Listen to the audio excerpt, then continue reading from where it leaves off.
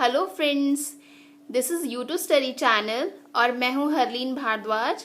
और मैं आप सबके लिए आज एक नई वीडियो लेके आई हूं जो कि टॉपिक पुराना है बट उसका एग्ज़ाम एनालिसिस है, जो कि कल हुआ exam 7/2015 HSSC assistant secretary exam, जो कि HSA-MB ने कंडक्ट करवाया था। और इसका जो एग्ज़ाम एनालिसिस होगा, एग्ज़ाम पेपर में क्वेश्चंस कैसे पूछे गए और बाद में हम डिस्कस करेंगे कि इसकी कट ऑफ एक्सपेक्टेड क्या जा सकती है। तो जो मेरे पास जो एग्ज़ाम पेपर है वो है इवनिंग शिफ्ट का, तो हम इवनिंग शिफ्ट को करते हैं। ओके, तो जो पहला सवाल था, एक्चुअली सवाल सब में सेम थे, बस सेट 4 थे।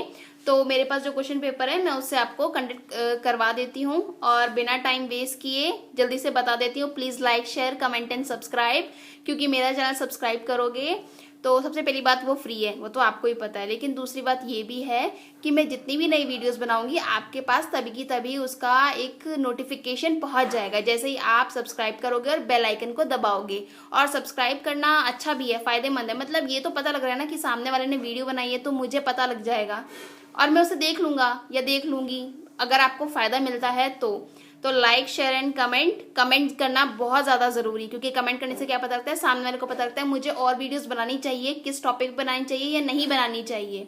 ओके, तो पहला सवाल था कि रजिया सुल्तान जी की जो कब्र है वो कहाँ पे स्थित है, तो वो कैथल में है, तो इसका correct answer is Kaithal. Number 2, फौजदार खां जो कि दलेल खां, जो बिलोच शासक थे दलेल खां, उन्होंने किस बादशाह के नाम पर फर्रुख नगर बसाया था।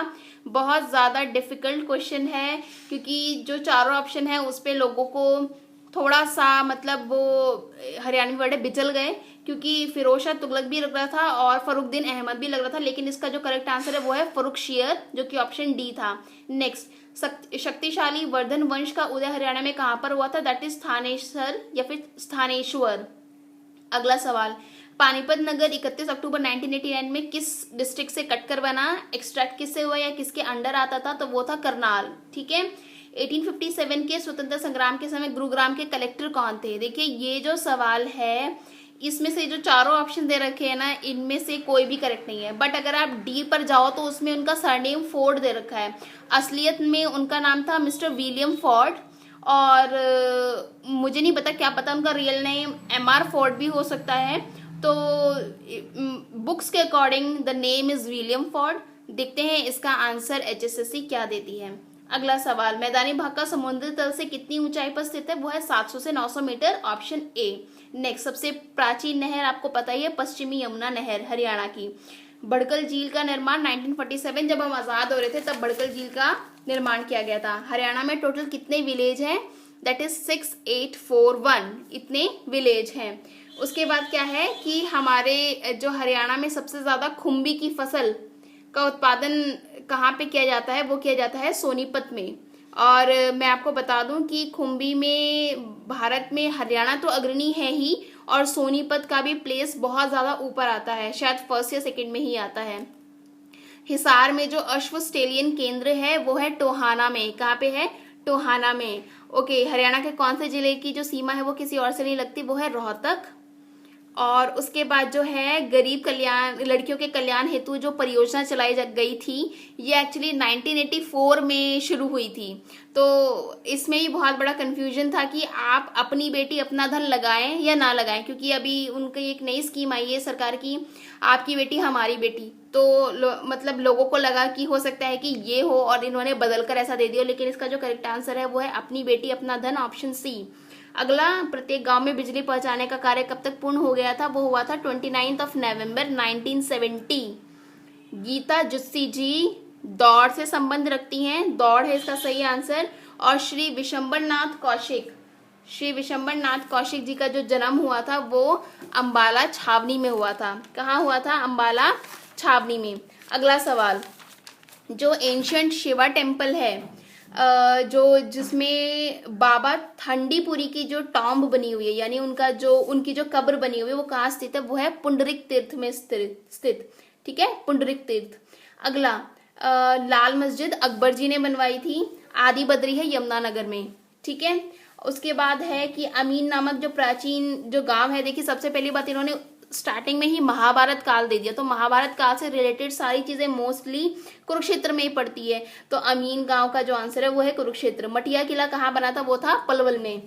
ओके, अगला, ये छोटी छोटी ईंटों से बना हुआ एक किला है जहाँ पे सैनिक स्कूल चल रहा है। तो इसका जो हिंट था वो था सैनिक स्कूल। हरियाणा में अब तक जो है अभी अभी तीसरा सैनिक स्कूल बना है, लेकिन इससे पहले जो सबसे पहला जो करनाल से ही चल रहा है, तो करनाल में सैनिक स्कूल कुंजपुरा में स्थित है, तो इसका आंसर है कुंजपुरा।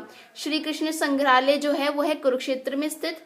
अगला जो है ये जो गुरुग्राम फरुखनगर मार्ग पर ना सुल्तानपुर पक्षी विहार पड़ता है। ठीक है, अगला, दिल्ली अलवर मार्ग पर जो अहिरवाल की जो पहाड़ियां हैं उस पर जो पर्यटक स्थल है, इस पे भी बहुत ज्यादा कंफ्यूजन था, तो इसका जो करेक्ट आंसर है वो है सोहना। सोहना एक बहुत ही सुंदर स्थल है जो कि अहिरवाल की पहाड़ियों के मध्य में बीच में स्थित है। देखिए, इसके बाद एक जो क्वेश्चन आ रहा है वो थोड़ा सा ट्रिकी है।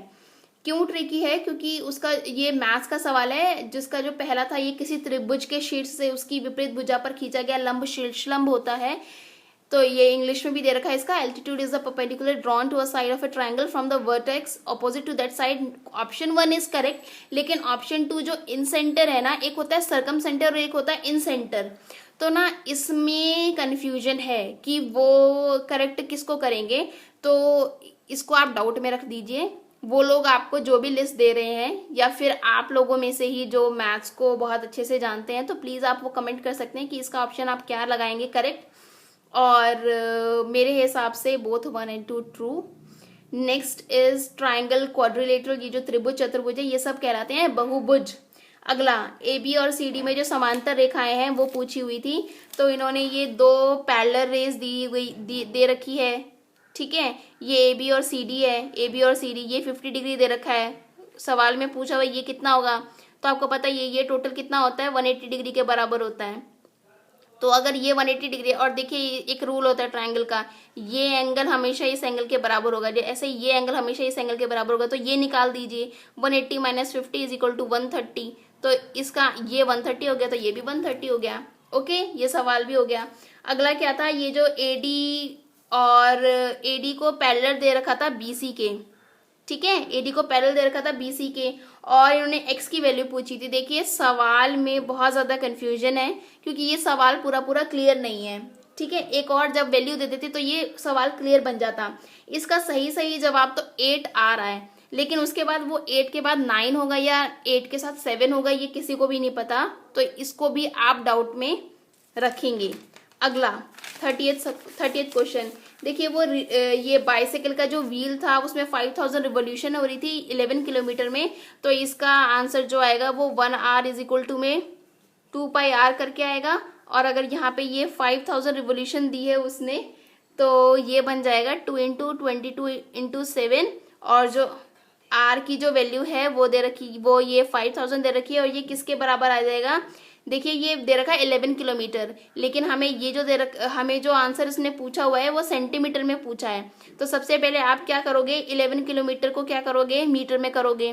तो 11 किलोमीटर को मीटर में करोगे तो इसके आगे 1000 जोड़ दिया, और अगर आप उसको फिर मीटर को सेंटीमीटर में, तो आप 100 और करना पड़ेगा, तो इंटू में 100 यानी 2 0 और। तो जब आप इसको काट पीट दोगे तो इसका आंसर आ जाएगा 35। ओके, नेक्स्ट सवाल क्या था, ये एक स्क्वायर पार्क, एक वर्गा पार्क की जो प्रत्येक भुजा 50 मीटर है, ईच कॉर्नर उसका दे रखा था। अब इसमें बता रहा था कि remaining part of the park वो कितना बच गया, तो इसका ऑप्शन ए आएगा 2346 square metre is the answer. 2346 square metre is the answer. Next, what are the values of x and y. देखिए, ये वॉल्यूम और लेटरल सरफेस एरिया दे रखा है, आयतन और पार्श्व पृष्ठ क्षेत्रफल दे रखा है, और एक्स और वाई की वैल्यू पूछी हुई है। तो जो इसका ऑप्शन, मतलब जो इसका आंसर होगा वो होगा ऑप्शन डी, प्रिज्म और पिरामिड इसका करेक्ट आंसर, क्योंकि प्रिज्म का ही ये जो वॉल्यूम होता है और लेटरल सरफेस एरिया होता है, ये इस तरीके से होता है। ठीक है, अगला, values of sine theta and cos theta lie between. Sine theta और कॉस थीटा का मान किस किस के बीच में होता है, तो कईयों को ये कंफ्यूजन था, डाउट था कि ये -1 से +1 होगा या 0 से 1 होगा, तो मैं बता दूं कि ये 0 से 1 होगा। Option A is correct. Next, Hindi में पहुंच गए हैं हम। तो जी हिंदी को पढ़ लेते हैं। बहुत ही ज़्यादा तो खैर मैंने कुछ ज़्यादा बोल दिया हिंदी को लेके, लेकिन कंफ्यूजिंग थी। आप इससे मना नहीं कर सकते कि हिंदी कंफ्यूजिंग नहीं थी या फिर हार्ड नहीं थी। तो सबसे पहला जो सवाल था वो था कि अपहरणकर्ताओं ने राजेश्वरी को अत्यधिक डैश पहुंचाई, खालिस्तान पहुंचाई। तो देखिए वैसे तो अपहरणकर्ता यातनाएं पहुंचाते हैं, पर यातनाएं दी जाती हैं। इस लाइन के अकॉर्डिंग जो यातना पहुंचाई ठीक नहीं है, ठीक नहीं लग रहा है। तो इसका जो आंसर होगा वो पीड़ा होगा, ऑप्शन डी। नेक्स्ट, भगवान कृष्ण के शंख का क्या नाम था? उनके शंख का नाम था पांचजन्य, पंचजन्य, एक्चुअली पंचजन्य आप इसको बोलोगे। भगवान कृष्ण के शंख का नाम पंचजन्य था। और अगर पूछा जाता कभी फ्यूचर में अर्जुन के शंख का नाम क्या था, तो मैं बता दूं वो था देवदत्त। ठीक है। अगला, सर्वाधिक में कौन सी संधि लगती है? तो सर्वाधिक सर्व अ प्लस आ, तो अ प्लस आ बन के क्या हो जाएगा? आ, तो ये होगी दीर्घ संधि। सच्चरित्र में क्या होगा? सत प्लस चरित्र, तो जो सच्चरित्र का जो जब आप इसको संधि विच्छेद करोगे तो वो स त आधा त आ जाएगा। तो इस आधा त के कारण ये क्या बन जाएगी? व्यंजन संधि। नेक्स्ट, मानधाता में तीनों मात्राएं क्या है? तीनों क्या है? आ और आ क्या होती है? दीर्घ संधि। नेक्स्ट, जो नेक्स्ट पूछा हुआ है वो पूछा हुआ है, सॉरी फॉर द डिस्टर्बेंस। ठीक है, आगे चलते हैं। हमने लगभग 40 सवाल पूरे कर चुके हैं। तो जो अगला सवाल है वो है, रंग भूमि जब सिए पगुदारी, देखी रूप मोह नर नारी। तो देखिए नर और नारी दोनों का जिक्र किया हुआ है। रंग भूमि को देखने के बाद ये जो रूप मोह करने वाली नर और नारी जो बता रखे हैं, तो नारी मतलब औरत जाति और नर मतलब पुरुष जाति। तो इसका आंसर होगा 40 का डी। नेक्स्ट, नवनी नीच केई अति दुखदाई, जीमी कपल ही पाले हरहाई। देखिए इस दोहे के अकॉर्डिंग बोला जाता है कि नीच इंसान का झुकना भी आपके लिए नुकसानदेह होता है, आपको हमेशा दुख पहुंचाएगा अगर आपके सामने नीच आदमी झुक रहा है। तो इसका जो आंसर है option A is correct. Next, जो नेवला सांप के बीच में जो समास पूछा हुआ था वो है द्वंद्व, क्योंकि अगर दो चीज जैसे माता और पिता ऐसे जुड़ गए ना, तो ये जो होता है ना ये द्वंद्व बन जाता है। ठीक है। अल्पसंख्यक, देखिए अल्पसंख्यक का सही आंसर होगा कर्मधारय, क्योंकि इसमें जो कर्म जो है ना वो जो पुरुष है वो सबसे ऊपर है। कैसे? जिनकी संख्या हो कम उन्हें बोलते हैं अल्पसंख्यक। तो ये हो गया कर्मधारय समास। ओके, नेक्स्ट, अब हम इंग्लिश में आ जाते हैं। इंग्लिश में कोई इजी तो थी नहीं, हार्ड थी। तुक्के वाले अगर सही करके आ गए हैं तो बहुत अच्छी बात है। बाकी देखते हैं, आप सब मुझे कमेंट में आप प्लीज अपने आंसर्स जरूर बताइएगा, और उसके अकॉर्डिंग पता लगेगा ना कि कौन कहाँ पे स्टैंड कर रहा है और इसकी कट ऑफ कहाँ तक जाएगी। क्योंकि बच्चों की जो प्रेजेंस थी वो हाफ ही थी और 2 ही जगह सेंटर था हरियाणा में। तो देखते हैं क्या होता है। नेक्स्ट, जो इंग्लिश था वो था स्पूरियस का जो उन्होंने पूछा हुआ था, स्पूरियस का कि इसका जो सबसे पहले एंटोनिम पूछा हुआ था, यानी विपरीतार्थक कि क्या होगा। तो इसका जो विपरीतार्थक होगा वो बी, जेन्युइन। ओके, इसका जो आंसर होगा वो होगा जेन्युइन। देखिए लिसम, जो LISSOME का जो मतलब पूछा हुआ था, इसका जो एंटोनिम है इनमें से मुझे कुछ भी नहीं मिला, तो ये मैं इसे डाउट में रखती हूँ। ठीक है, मेरे पास अभी 6-7 सवाल ऐसे हैं जो कि मैंने डाउट में रखे हैं, तो मैं आपको स्पष्ट बता दूं कि मुझे नहीं पता लगा लिसम का एंटोनिम। नेक्स्ट, जो नेक्स्ट है जो है वो है सिनोनिम में आ गए हम, समानार्थक में आ गए। एक्सक्रूशिएट का मतलब होता है जब आप फिजिकली या मेंटली किसी को टॉर्चर करो, किसी को हराश करो। तो इसका जो सिनोनिम हो गया वो हो गया torture, option B. Next, outer, तो ये जो आउटर होता है इसका मतलब होता है कि जो ट्रेडिशनली ना चले, जो चीजों से थोड़ा सा हटके हो। ठीक है, नॉन ऑर्थोडॉक्स, जो चीजों को मतलब आपको अनयूजुअल लगे, यूजुअली जो बात होती है वो उनमें ना अनयूजुअल लगे। तो इसका जो करेक्ट आंसर है दैट इज डी, एसेंट्रिक। क्या है? D, eccentric. नेक्स्ट, ये इन्होंने एक वन वर्ड चुनना था हमें, मैनिया फॉर ट्रेवल, जो बंदा इसको बोलते हैं हम dromomania. Option A is correct, dromomania. Next, to slap with a flat object, ये बहुत बार रिपीट होता है हरियाणा HSSC में, और ये फिर से रिपीट हुआ, और इवन ये SSC सीजिल में भी बहुत बार रिपीट होता है। तो to slap with a flat object होता है स्वैट, SWAT। इसका ऑप्शन है बी।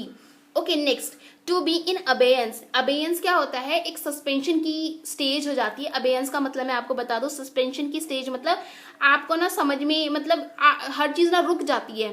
जैसे अगर आप काम कर रहे हो तो आपका काम रुक जाएगा। तो टू बी इन अबेयंस का जो ऑप्शन सही होगा वो होगा D, in suspense. Okay next, harp on का मतलब क्या होता है, जब एक बंदा एक बात को बोलता ही जाए बोलता ही जाए बोलता ही जाए, टू कीप ऑन टॉकिंग। तो इसका 51 का करेक्ट ऑप्शन है इज सी। नेक्स्ट, जो इन्होंने एरर को फाइंड करना था, देखिए एरर फाइंड करना इजी था अगर आपको बेसिक रूल्स समझ में आते हैं तो देखिए बेसिक रूल्स के लिए हमारे चैनल में वीडियोस बनाई गई है इंग्लिश ग्रामर पे बाय माय फ्रेंड साधना देवी चौहान, और उसने बहुत अच्छी वीडियोस बनाई हैं। आपको क्विकली पता लगेगा कि ओके इसमें ये ऑप्शन करेक्ट है या ये गलत है।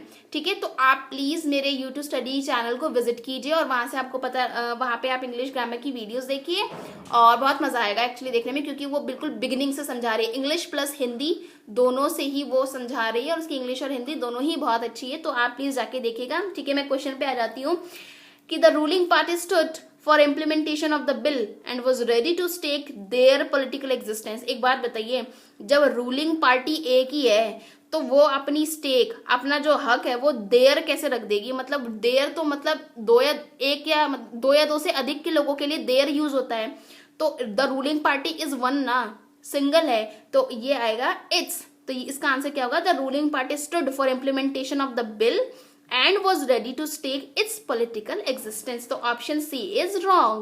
Next, this is the boy whom I think had won the gold medal in the dance competition. तो देखिए इसमें क्या है, ये जो whom है ना ये गलत है, इसकी जगह आएगा who। यही वो लड़का है जिसके बारे में मुझे लगा था कि उसने जीता है गोल्ड मेडल, तो इसमें whom की जगह क्या आएगा, who आएगा। तो option B is incorrect. Next, जो ग्रीन मेन्योर होता है वो क्या क्या मदद करता है, कैसे मदद करता है, एनरिचिंग द सॉइल विद। तो option A is correct, phosphorus and nitrogen. Actually magnesium भी है लेकिन मैग्नीशियम की जो तादाद होती है थोड़ी सी कम होती है, तो इस ऑप्शन में से फॉस्फोरस एंड नाइट्रोजन मुझे ज्यादा ठीक लग रहा है। जेंथियम क्या है, एक वीड प्लांट होता है। ओके, तंबाकू का पौधा इन्होंने दे रखा है। Next, tomato is actually a fruit, tomato vegetable नहीं, टोमेटो एक फ्रूट है। ये आइसोपोम जो है is implemented for focusing on, तो मैं बता दूं ये तीनों के लिए होता है, ऑयल सीड्स के लिए भी होता है, पल्सेस के लिए भी होता है और ऑयल पाम्स के लिए भी होता है। नेक्स्ट, इन्होंने ये पूछ रखा था कि इनमें से कौन सा जल्दी उगेगा, मिर्च, कद्दू, मूली, मक्का। देखिए मुझे बिल्कुल भी नहीं पता, बस मुझे इतना पता है कि ना ये जो रेडिश होता है ना, मूली होती है ना, ये 3 वीक के अंदर अंदर बन जाती है, लेकिन ना हमें चिली हर वक्त मिलती है, मार्केट में आपको हर वक्त चिली मिलेगी। तो मुझे समझ में नहीं आ रहा है कि इसका करेक्ट ऑप्शन क्या होगा। मैंने गूगल भी कर चुका है, तो जो खेती करते हैं उन्हें ज्यादा पता होगा इसके बारे में। तो प्लीज अगर आपको आंसर पता लगे तो कमेंट जरूर कीजिएगा। ओके, ये जो अगला सवाल है, plant die when they get over fertilise. जब आप उन्हें अत्यधिक उर्वरक दे देते तो पौधे मर जाते हैं, इसका जो कारण क्या है। देखिए इसके ना 2 कारण बनते हैं, एक तो सॉइल में एसिडिटी बढ़ जाती है और दूसरा क्या होता है, जो उसकी जो नाजुक दीवार होती है ना जड़ों की, वो भी ना डैमेज हो जाती है। तो इसका क्या ऑप्शन आपको HSSC देगी मुझे नहीं पता। रूट भी डैमेज होती है लेकिन पहले सॉइल एसिडिटी बढ़ती है, तो देखते हैं क्या होता है। Next, the acceptable paste level, स्वीकार्य कीट स्तर को क्या कहा जाता है, उसको कहा जाता है प्रारंभिक कार्यवाही, यानी option C action threshold. Next, इनमें से ये जो जीव दे रखे थे इनमें से बायो फर्टिलाइजर्स कौन सा है, तो मैं बता दूं सिर्फ और सिर्फ नॉस्टॉक, यानी option B only 2 is correct. Nostoc is the only biofertiliser. अगला, इन्होंने पूछा हुआ था कि शुगर इंडस्ट्री में कौन कौन से बायो प्रोडक्ट्स यूजफुल हैं, तो इसका आंसर होगा all of the above, because bagasse, molasses and molasses ये तीनों के तीनों होते हैं।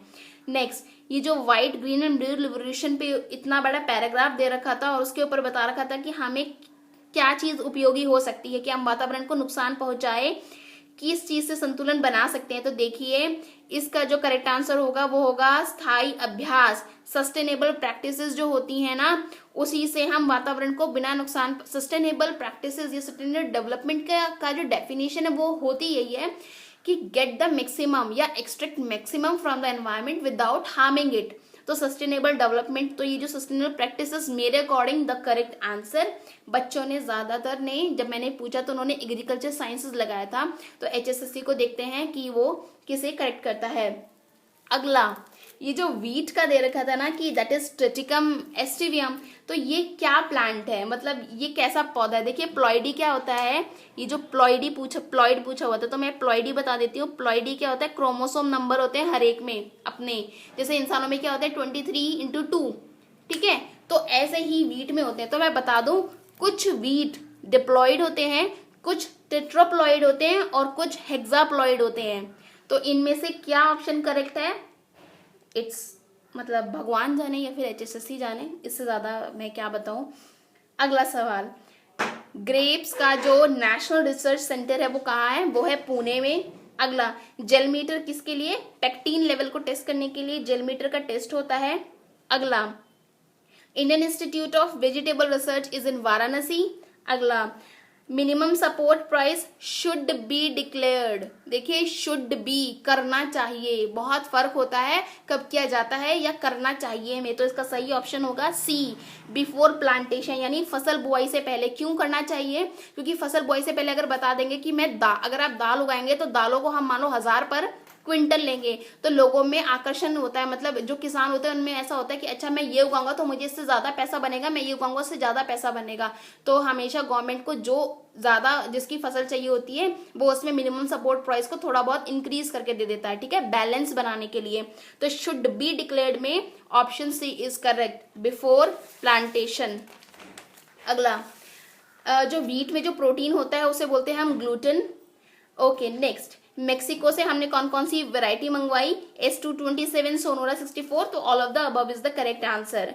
अगला, bacterium useful to transform nitrate from nitrite is the answer is Nitrobacter.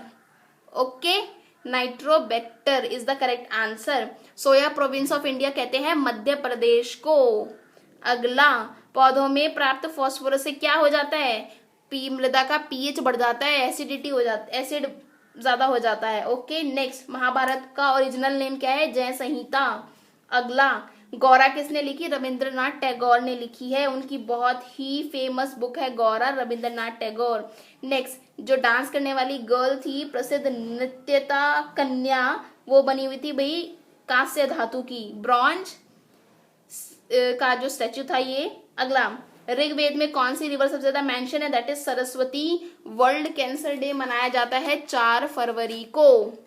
अगला, Thillana is a format of Bharatanatyam, Thillana किसका प्रारूप है, भरतनाट्यम का। नेक्स्ट, विक्रम साराभाई जो है स्पेस सेंटर वो है तिरुवनंतपुरम में। अगली बार अगर इसरो का पूछ दे तो बेंगलुरु लगाया ना, ठीक है। नेक्स्ट, रेनबो के सेंटर में कौन सा कलर होता है, विबग्योर, आपको याद ही होगा, विबग्योर में बीच वाला कलर क्या होता है, ग्रीन। अगला, ब्लू प्लैनेट किसे कहते हैं, अर्थ को। अगला, थोड़ा सा ट्रिकी क्वेश्चन आ गया और डाउटफुल भी, बोलता है the last stage in the life cycle of a star. देखिए जब स्टार मरने को होता है ना तो उसकी लास्ट स्टेज पूछा है इसने कि मतलब स्टार की लास्ट स्टेज क्या होती है। ठीक है, मैं बताती हूँ कि वो क्या होता है। जैसे वो मरने को होता है सबसे पहले तो वो फूल जाता है, तो वो क्या होता है, रेड जायंट हो जाता है। उसके बाद वो धीरे धीरे धीमा होने लगता है तो वो व्हाइट ड्वार्फ बन जाता है। लेकिन according to some studies white dwarf के बाद जो उसकी अंतिम स्टेज होगी वो होगी ब्लैक होल। सारे के सारे सितारे क्या बन जाते हैं, ब्लैक होल बन जाते हैं। लेकिन कई बुक में it is mentioned that the last stage of the star is white dwarf. तो HSSC जो सही बोलेगा वो हमें मानना पड़ेगा अकॉर्डिंग टू द मतलब रियलिटी के अकॉर्डिंग। तो भाई ब्लैक होल उसकी लास्ट स्टेज होती है। अगला, कैटल पॉपुलेशन कौन सी कंट्री में सबसे ज्यादा है, आपको पता ही है भारत में है। अगला, बांग्लादेश 3 जगह से कौन से स्टेट को घेर रखा है, इसका आंसर मेघालय नहीं है, इसका आंसर त्रिपुरा है। मेघालय ही लगा के हैं मोस्टली, लेकिन इसका आंसर है त्रिपुरा। अगला, फाइनेंशियल इमरजेंसी कितनी बार डिक्लेयर हुई इंडिया में, एक बार भी नहीं। ठीक है, इंदिरा गांधी जी ने कोशिश की थी लेकिन वो नहीं हो पाई थी, तो एक बार भी इंडिया में डिक्लेयर नहीं हुई है। नेक्स्ट, इंडिका किसने लिखी है, मेगास्थनीज ने लिखी है। प्रोजेक्ट टाइगर लॉन्च हुआ था 1973 में। अगला क्या है, रीजनिंग के सवालों में आ गए, ये बोल रखा था ना, A and B are brother and sister respectively, तो क्या बनेगा ये, देखिए A and B are brother, तो ए तो ब्रदर हो गया, इसकी बी हो गई बहन, ठीक है। उसके बाद इन्होंने बता दिया था कि जो सी है वो ए के बापूजी हैं, ओके। और D is C sister, D इसकी बहन है। ये पॉजिटिव मेरे लिए मैं लेडीज के लगाती हूँ और जो नेगेटिव है वो जेंट्स के लिए। अब ई इज डीज मदर, ये भी मदर है। तो अब इन दोनों के बीच में रिलेशन पूछा हुआ था तो मैं बता दूं इसका आंसर होगा grand daughter. Next missing number निकालना था, तो ये तो बिल्कुल इजी था। 9 8 72, 11 6 66 और 6 9 54। Option D is correct. Next 91 में A B C D E को खड़ा कर रखा था, डिफरेंस पूछा था तो 90 metre, option C is correct. Next response पूछे हुए थे, देखिए पूछा होता है इवेपोरेशन, रेन, सी, क्लाउड। तो देखो सबसे पहले समुद्र होगा, समुद्र में से वाष्पीकरण होगा, वाष्पीकरण के बाद बादल बनेंगे और बादल से वर्षा होगी, ऑप्शन सी इज करेक्ट। अगला ये जो बाप और बेटे के बीच में था रिलेशन, तो इसका आंसर आएगा बी 8 साल। उसके बाद 94 एक पीस को फोल्ड कर दिया था 2 टाइम्स, उसमें छेद कर दिए थे 4। इसका जो करेक्ट आंसर होगा वो ऑप्शन बी होगा, ठीक है, ऑप्शन बी। अगला दे रखा था त्रिवेंद्रम अगस्त 31 2008, तो इसका जो करेक्ट आंसर होगा वो होगा सी, ऑप्शन सी। नेक्स्ट ये बोल रखा था एक सॉलिड क्यूब को 4 इंच का है, अब पेंट कर दिया अलग अलग कलर से, लेकिन उसको काट दिया 1 इंच में, तो बोल रहा कि कौन कितने क्यूब होंगे जिसका 4 फेसेस पेंटेड होंगे। भाई एक भी नहीं होगा, एक भी क्यूब ऐसा नहीं हुआ जिसके 4 फेसेस पेंटेड, तो इसका आंसर है 0। नेक्स्ट इन्होंने पूछा हुआ था स्पैरो, बर्ड्स एंड माइस, तो देखिए बर्ड्स मान लो ये हो गए, तो बर्ड्स के अंदर तो स्पैरो आ जाएंगे, लेकिन माइस तो बिल्कुल अलग है, तो ऑप्शन ये वाला जो ऑप्शन है C option is correct. Next वो ग्रिंडर वाला पूछा हुआ था, इसके कोड दे रखे थे, तो इसका जो करेक्ट आंसर है वो है सी, 98 का सी। 99 का ऑप्शन आएगा बी। कैसे आएगा ऑप्शन बी आपको पता ही होगा, फिर भी मैं बता देती हूँ। देखिए ऑप्शन बी में क्या है, 18 इंटू में 6 डिवाइडेड बाई 3 माइनस में 12 is equal to 24।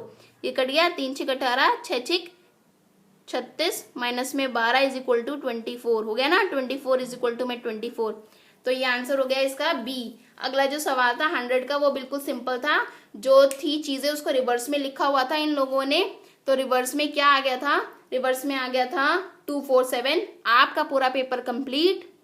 Please like share and subscribe my channel, subscribe करना बहुत जरूरी है और कमेंट करना बहुत जरूरी है, ठीक है। अपने अपने कितने कितने नंबर बने आपके, please comment on the section, okay, comment below. और सब्सक्राइब करने के लिए क्या करोगे, मेरी वीडियो के नीचे एक रेड कलर का बटन दबा होगा, वो खतरे का निशान बिल्कुल भी नहीं है, तो प्लीज सब्सक्राइब बटन पे क्लिक कर दीजिए।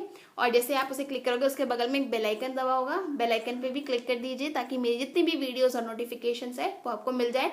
और इकोनॉमिक्स का जो कोर्स है वो शुरू हो चुका है और बेसिक्स कवर करवाए जा रहे हैं। आगे चल के HPSC का एग्जाम आने वाला है, बहुत सारे एग्जाम्स हैं, तो वो अच्छा होगा। अभी बैंकिंग के भी निकल रहे हैं, RRB वगैरह, तो आप प्लीज़ इकोनॉमिक्स भी पढ़ना शुरू कर दीजिए। तो please visit my channel. Thank you so much.